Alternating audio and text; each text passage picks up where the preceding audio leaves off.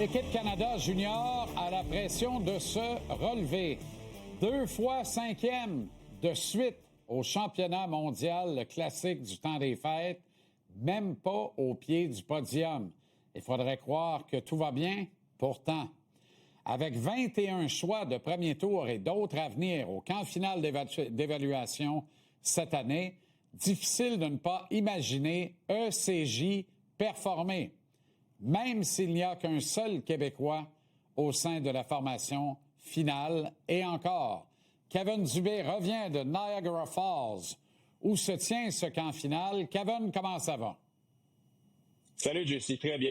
Très bien. Alors, est-ce que Caleb Desnoyers est assuré de son poste, mon ami? Écoute, théoriquement, non. Là, je pense que la façon dont Hockey Canada a fait son camp cette année, ils ont invité beaucoup moins de joueurs, donc il y aura moins de joueurs à retrancher. Ça va dépendre de qui va... Est-ce que les équipes de la Ligue nationale vont renvoyer des joueurs à l'équipe Canada Junior avant le début du tournoi? Mais, écoute, moi, si j'avais un petit 2 à mettre, là, je le mettrais sur Caleb Desnoyers, qui va faire partie de cette équipe-là. J'écoutais, puis je posais des questions aux gens de l'organisation d'Hockey Canada sur Caleb Desnoyers, puis les commentaires sont tous positifs. C'est un gars qui a gagné dans le Midget 3, c'est un gars qui a gagné dans la LHJMQ, c'est un gars qui a gagné 3 fois avec le programme d'excellence d'Hockey Canada.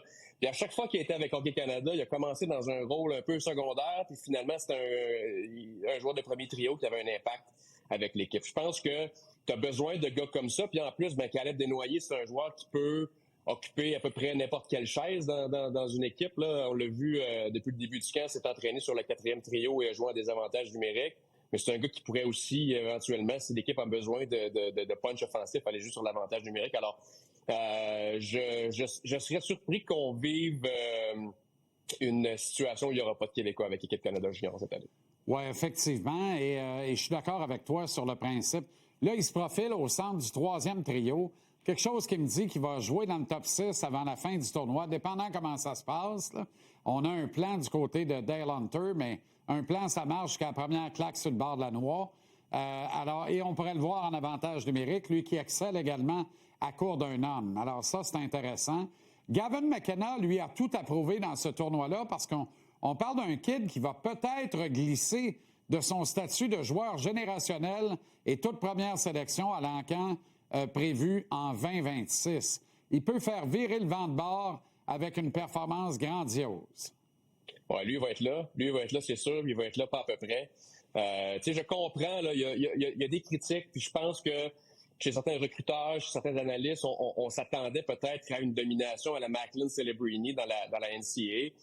Il faut pas oublier que c'est une ligue quand même difficile. Puis, si Gavin McKenna jouait encore dans la Ligue de l'Ouest présentement, il y aurait quoi, 85 points en 30 matchs depuis le début de la saison, puis on se poserait pas vraiment de questions sur lui. Ça va être le dynamo offensif d'équipe Canada Junior. Il y a aucun doute là-dessus. J'ai regardé les 2 entraînements dans la fin de semaine.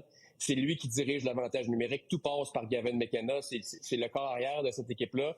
L'année passée, ça a été un tournoi difficile quand même. C'était un jeune joueur. Ça a été difficile, je pense qu'on va s'entendre pour à peu près tout le monde dans cette équipe-là. Mais cette année, jouer avec Porter Martone dans le camp d'entraînement, je serais pas surpris que quand Michael Misa des Sharks de San Jose va revenir de la Ligue nationale, ça va être leur joueur de centre. Fait que je pense que quand tu regardes un premier trio, Gavin McKenna, Michael Misa puis Porter Martone, tu nomais tous les joueurs au début de l'intervention, tous les choix de première ronde de cette équipe-là, les choix de première ronde en devenir.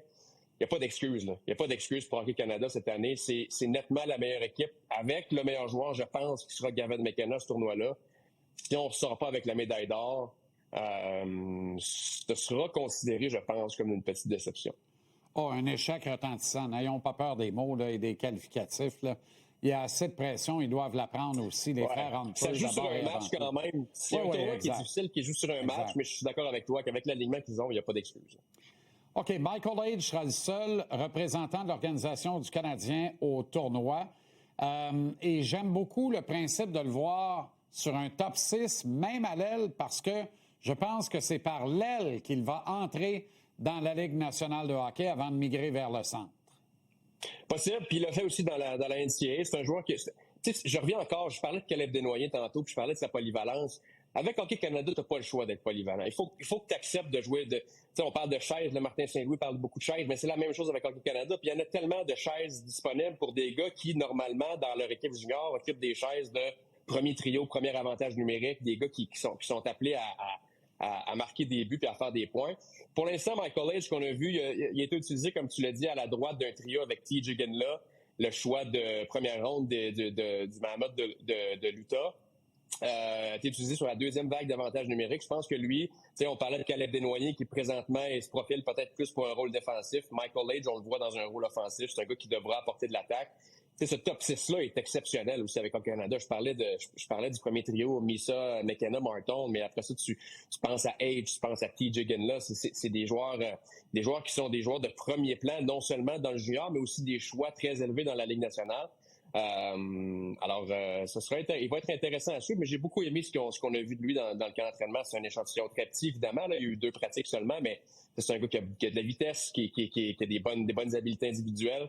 Il va être, je pense que les partisans du Canadien vont aimer le suivre durant le temps des fêtes. Il reste peut-être un cadeau de club de la Ligue nationale en vue du championnat là, et de la coupure finale, Sam Dickinson à San Jose, mais qu'en est-il exactement? On attend toujours des nouvelles. C'est celui qui semble le plus susceptible de revenir. Il y a Berkeley Catton aussi, mais il a subi une blessure il y a quelques semaines.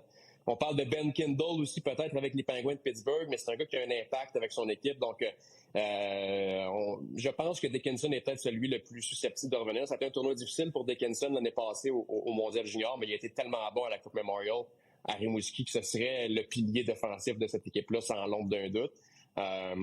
L'équipe Canada s'est donné jusqu'au 22 décembre pour obtenir une réponse. On va en savoir plus dans les prochains jours. Merci, Kevin. Excellente soirée et à bientôt. Salut, JC.